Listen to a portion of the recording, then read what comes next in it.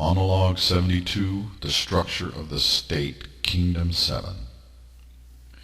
Before you seize or arise to power, you must be prepared to rule. There will be those among you who have stood up and have stood above and apart from the rest, distinguishing themselves by their words and their deeds in both faithfulness and skill.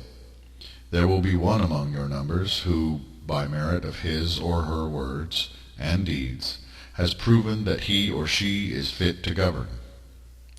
The 14 members of the Union of Masters are to be the bedrock upon which the new nations shall be formed, and these must, by majority, choose and elect the one who is to be the first ruler of hypothetical Ecrania. Yet every nation is to have its national, provincial, and local town levels of government, and as such you must be prepared with a list of names and chosen individuals who can immediately step into various posts. Each province must have its governor, each town and city its mayor, and there must also be a leader for each province who will represent each province in a national assembly known as the Senate.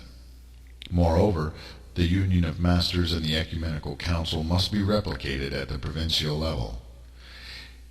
Each provincial ecumenical council is to be made up of 24 leading clergy persons from the 24 leading sects or denominations of the province, from sects who are in agreement with the 20 laws and the overall mission statement.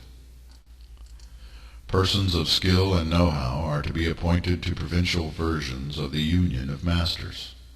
The provincial and national or federal ecumenical councils and Union of Masters are to support, advise, and work in concert with their counterparts at the national level. The 14 ministries of the Union of Masters are to be these. 1. The Ministry of Truth, Judicial, Legal. 2. The Ministry of Infrastructure, Electric, Roads, etc. 3. The Ministry of Defense, Military, Militia, Police. 4. The Ministry of Compassion, Social Services, Health. 5. The Ministry of Nature, Environmental. 6. The Ministry of Resources, Natural Resources. 7. The Ministry of Wealth, Banking, Accounting, Monetary.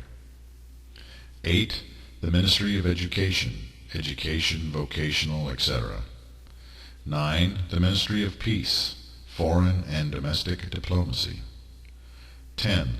The Ministry of Knowledge, Science, Research, etc. 11. The Ministry of Civilian Affairs, Naturalization, etc. 12. The Ministry of Agriculture, Farming, Rural Life. 13.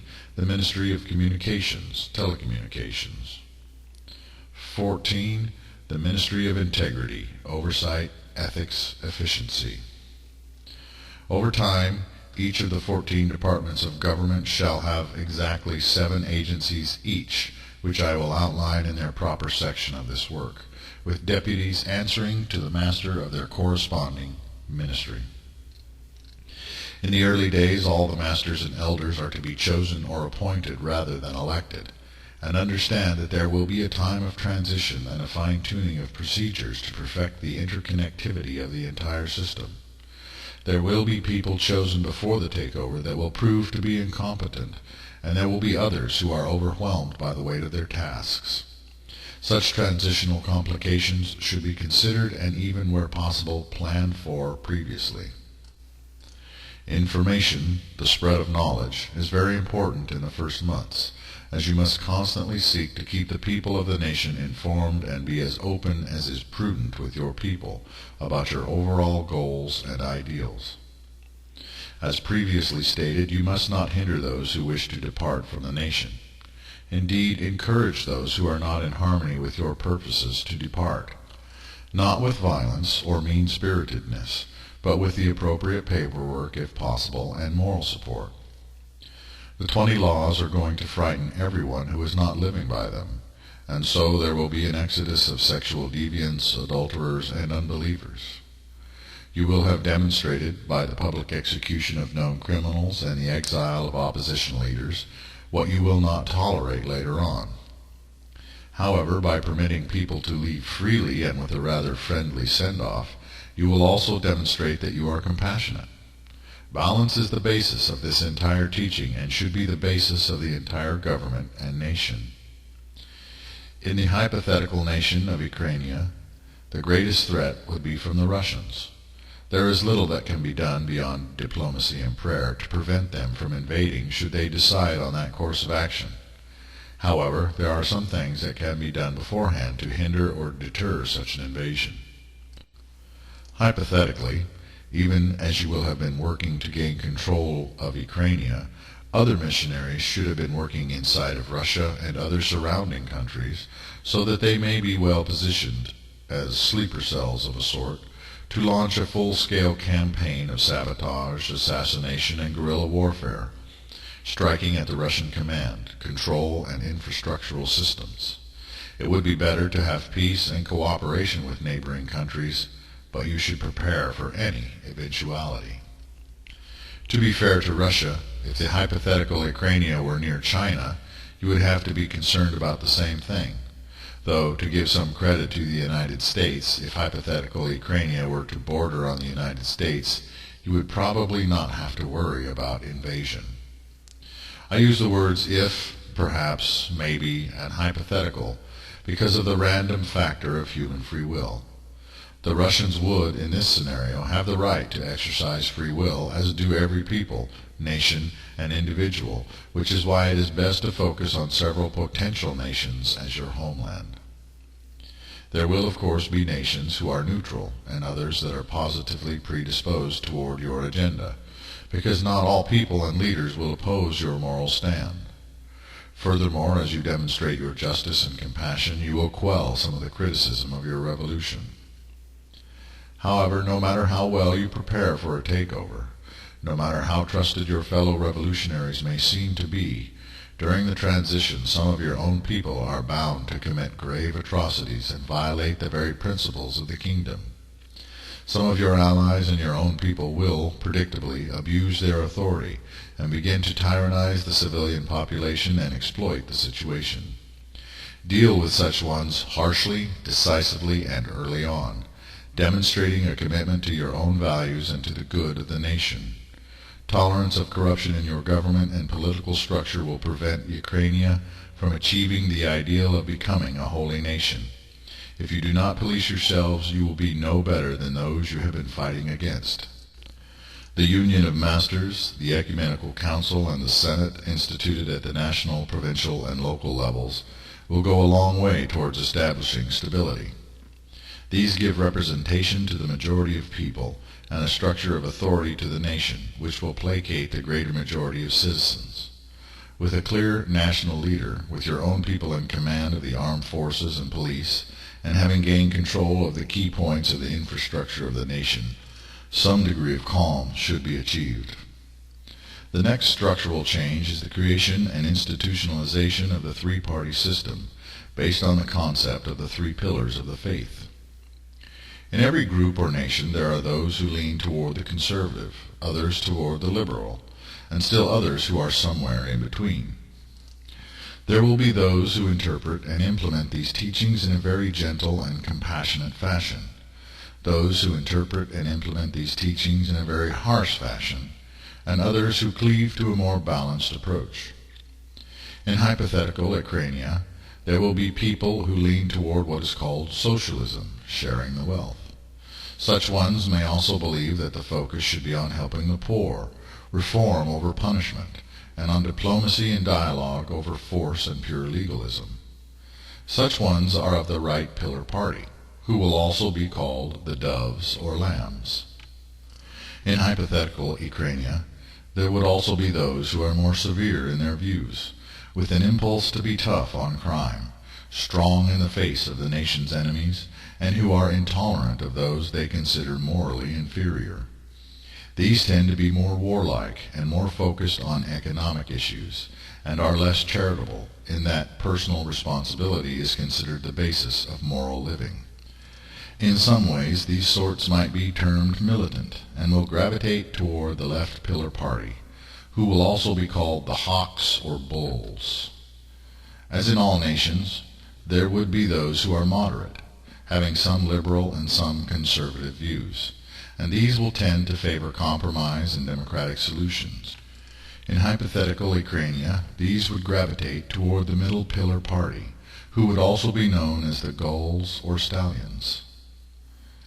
In the forming of the three parties, the National Senate with iron scepters in their hands, the National Ecumenical Council with golden diadems on their heads, and the National Union of Masters with white stones around their necks, are to come together as one body and draw up clear party platforms for each political party, and each member thereof must declare their party affiliation.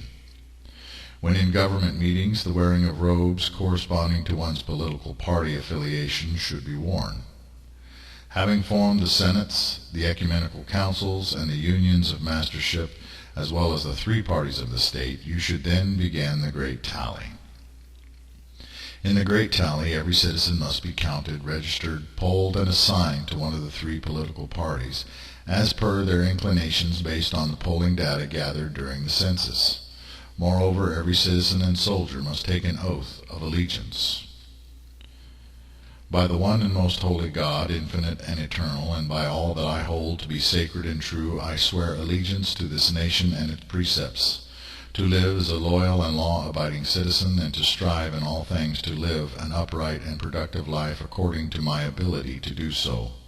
I will seek to obey and uphold the principles of the 20 laws to the best of my ability, and give my pledge to work to be a force for good in the world and within my country, rather than a force for lawlessness and evil.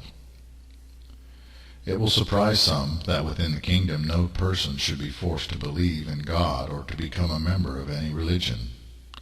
During the great tally, citizens are free to declare under the question about one's religious and or spiritual beliefs, none or non-affiliated. As I have stated before, so I state again, obedience to the moral laws and, moreover, to the spirit of the law is the most important thing.